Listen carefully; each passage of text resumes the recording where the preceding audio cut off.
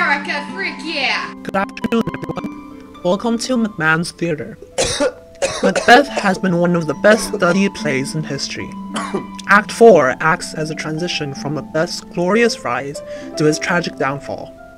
We're here to discuss some of the important quotes in this act and their significances. For entertainment purposes, we have invited special guests and the very original cast members of the play Macbeth. Now please settle in and enjoy the show.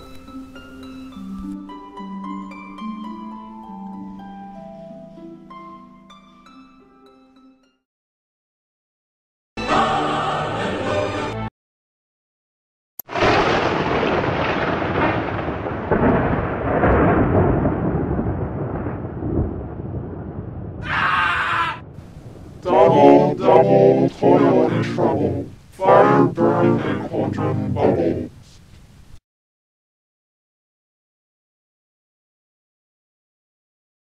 At the beginning of this act, the three weird sisters gathered round a cauldron and were finalizing a spell for Macbeth's future. Every time when one witch finishes putting eerie substances into the cauldron, they would chant, "Double, double, toil and trouble, fire burn and cauldron bubble." This chant is significant because it symbolizes and foreshadows Macbeth's downfall. All the evil things that Macbeth has done in the past to gain his title as King of Scotland have been leading up to revolts, resulting in his own piles of trouble upon trouble. The word toil represents how much Macbeth has to work to avoid being discovered as the murderer of Duncan and hold on to his position as king. Later on in the play, when Macbeth found out that Macduff has fled to England, he knew he had to deal with them, because the witches told him, "Beware of Macduff."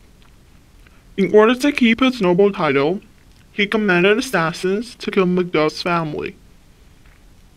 All of the leading events that led to Macbeth's downfall all justify the witches' prophecies, which makes the prophecies important and conspicuous.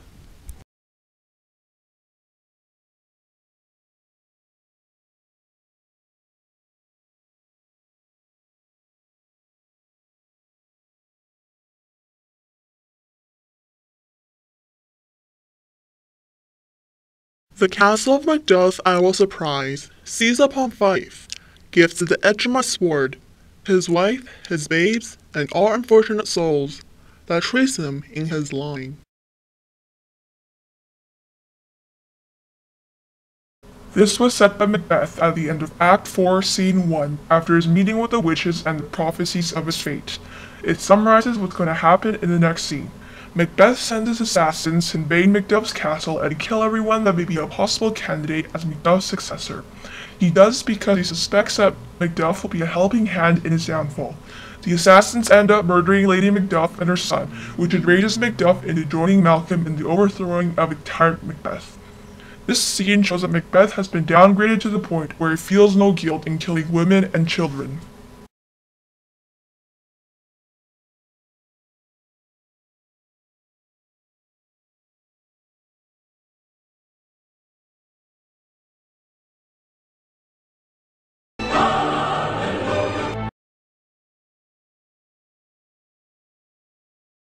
I have done no harm, but I remember now.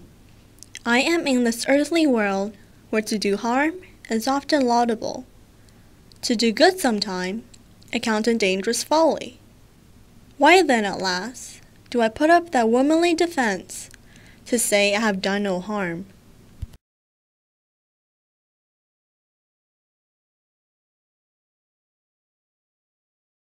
Although this quote is recited by a seemingly minor character, Lady Macduff, its content is highly relevant to the theme and irony of the entire play.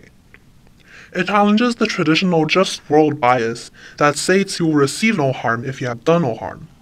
As comforting as it may be, what has happened to Lady Macduff's family disproves the theory. She and her children are punished for having done no misdeed, whereas Macbeth is being rewarded with the greatest power for committing murders, at least for now. This unfortunate twist of plot embeds the play in an atmosphere of bitter helplessness. It further evokes the audience's frustration and empathy, but at the same time makes them wonder, is insidious Macbeth unstoppable?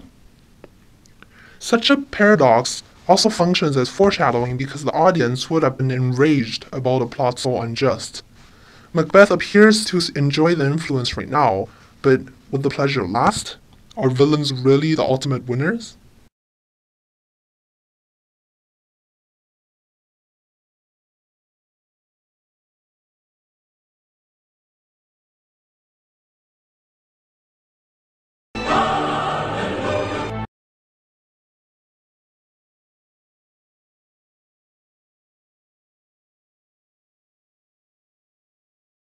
Be comforted.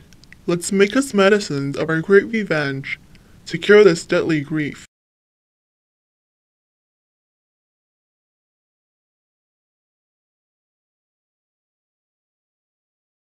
In Act 4, Scene 3, Macbeth has just received terrible news from Ross that his wife, children, and servants are all dead, murdered on the orders of Macbeth.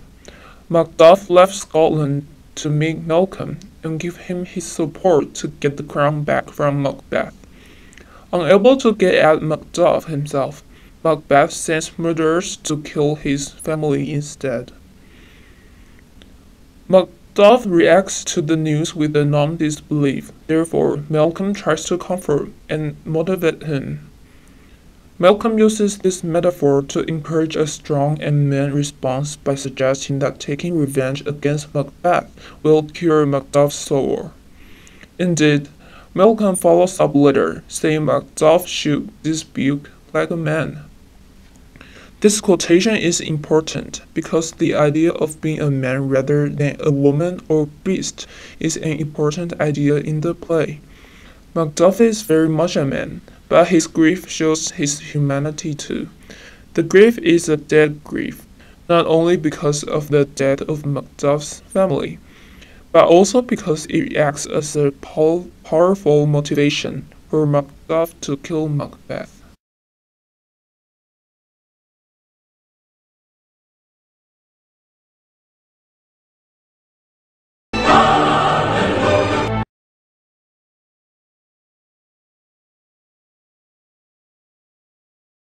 But gentle heavens, cut short all intermission. Friend to friend, bring thou this valiant of Scotland and myself. Within my sword's length set him. If he escape, heaven forgive him too.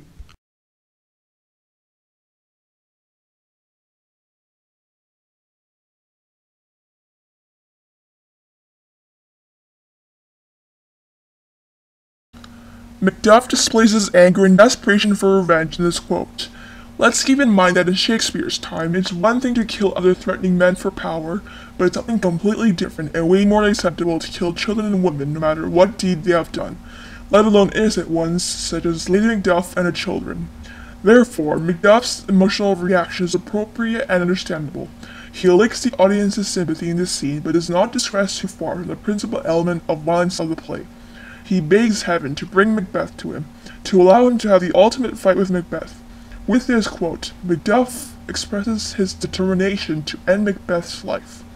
It is also a strong foreshadow of what's to come, of the ramifications of everything Macbeth has done so far in the play.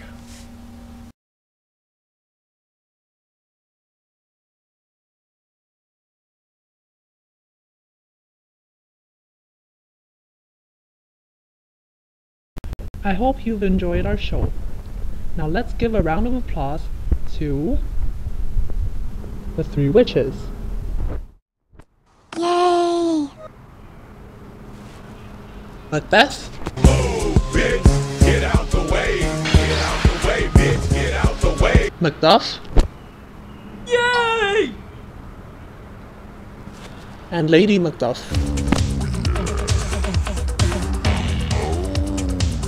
And our special guest. Yay!